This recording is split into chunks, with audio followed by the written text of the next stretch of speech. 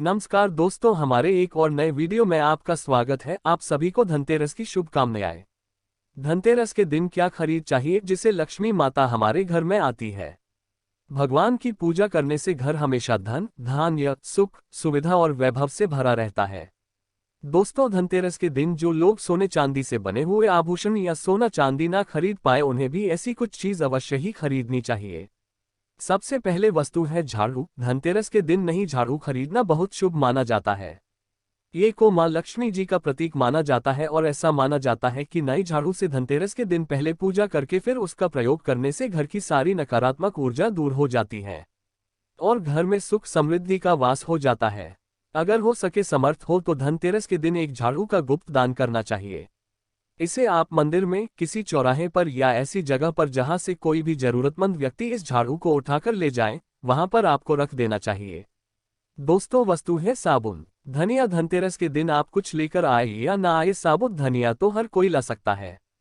साबुत धनिया लाकर दिवाली के दिन उसे पूजा करने के बाद अपने ही घर में गमले में डालना चाहिए।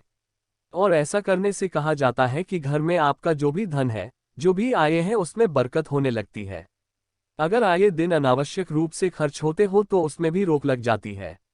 दोस्तों, इस दिन नमक भी खरीद कर लानी चाहिए। नमक अगर आपका लाते हैं तो और भी शुभ है, लेकिन आजकल दिल्ली वाला नमक मिलना हर जगह पॉसिबल नहीं होता है। तो आप जो भी नमक आपको मिल पाता हो वहां नमक आप इस दिन घर पर लेकर आए। धनतेरस से लेकर दीपावली के अगले दिन गोवर्धन और भाई दूज तक आप इसी नमक का प्रयोग करें और इन 5 दिनों तक लगातार आपको नमक का पोछा भी घर में लगाना चाहिए। ऐसा करने से दरिद्रता दूर हो जाती है और घर से नकारात्मक ऊर्जा भी दूर हो जाती है। दोस्तों, चौथी वस्तु जो आपके घर पर लानी चाहिए वह गोमती चक्र कहते हैं कि जिस घर में एक गोमती चक्र होता है वहां सुख, सौभाग्य और की वृद्धि होती है। गोमती चक्र घर पर रखने से वास्तु दोष भी कम होता है और घर परिवार में किसी भी सदस्य में आत्मविश्वास की कमी हो तो धनतेरस के दिन गोमती चक्र लाकर उनके हाथ से पूजा करवाकर फिर बाद में आपको इन गोमती चक्र को अपने मंदिर में या फिर धन रखने के स्थान पर आपको रख देना चाहिए। ऐसा करने से जो भी संबंधित परेशानी है वो दूर हो जाती है। आपको ये सारी वस्तुएं मार्केट में पूजा वाली दुकान में बहुत आसानी से मिल जाएगी। दोस्तों, 5वीं वस्तुएं हैं गोलिया। गोलिया आपको सफेद बुरी तीलियां चित्रकारी मिल जाएंगे, लेकिन आपको जो लानी है वही या तो सफेद लेकर आए या फिर पीले रंग की कौड़िया लेकर आए। कहते हैं जिसे घर में कौड़िया होती है वहां पर मां लक्ष्मी जी हमेशा वास करती है। गौरियां लक्ष्मी जी को आकर्षित करती है, इसलिए आज के दिन आप 5711 या 13 गोलियां लाकर आप चाहें तो धनतेरस की शाम को या फिर दीपावली की रात को उनकी पूजा करके रोली अक्षत अर्पित करके फिर एक लाल कपड़े में बांधकर आपको अपने घर में जहां पर भी आप ध्यान रखते हैं वहां रख देना चाहिए। हर साल आप इन्हीं पुरानी कौड़ियों की पूजा कर सकते हैं। हर साल आपको गुड़िया खरीदने की आवश्यकता नहीं है। यदि आप नहीं कौड़िया खरीदना ही चाहते हैं तो पुरानी कौड़ियों को अब जल में प्रवाहित कर दें।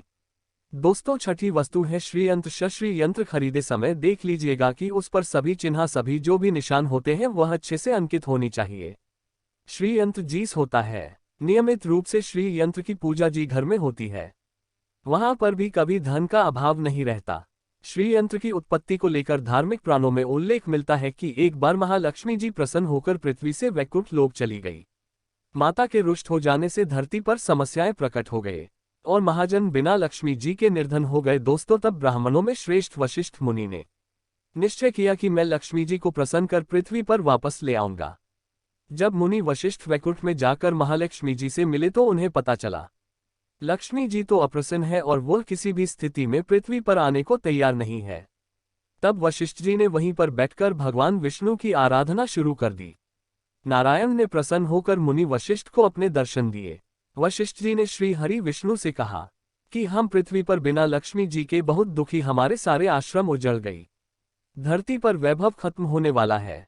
ये सुनकर भगवान विष्णु वशिष्ठ मुनि को साथ लेकर मां लक्ष्मी जी के पास गए और उन्हें मनाने की, लेकिन फिर भी महालक्ष्मी जी नहीं मानी। तब उन्होंने कहा कि मैं किसी भी स्थिति में पृथ्वी पर वापस जाने को तैयार ही नहीं। जब चारों दिशाओं में मां लक्ष्मी जी के पृथ्वी पर वापस न आने की बात फैल गई तब देवताओं के गुरु बृहस्पति जी ने एक युक्ति सुझाई। उन्होंने कहा कि अब श्री यंत्र साधना ही एकमात्र उपाय बचा है जिसमें महालक्ष्मी जी को धरती पर आना ही पड़ेगा।